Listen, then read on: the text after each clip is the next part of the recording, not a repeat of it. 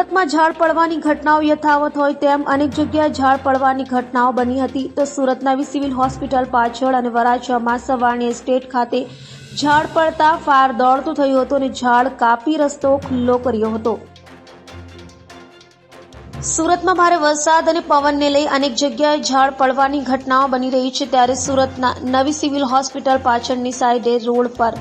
મસમોટું ઝાડ પડતા ફાયર દોડી ગયું હતું અને ઝાડ કાપી દૂર કર્યો હતો તો બીજી તરફ વરાછા વિસ્તારમાં સવાણી એસ્ટેટમાં પણ વર્ષો જૂનું ઝાડ ધરાશાયી થયું હતું જેને લઈ ફાયરને જાણ કરાતા ફાયરની ટીમે સ્થળે દોડી જઈ ઝાડ કાપીને રસ્તો ખુલ્લો કર્યો હતો। સદનસીબે ઝાડ પડવાની ઘટનાઓમાં કોઈ જાનહાનિ થઈ ન હતી।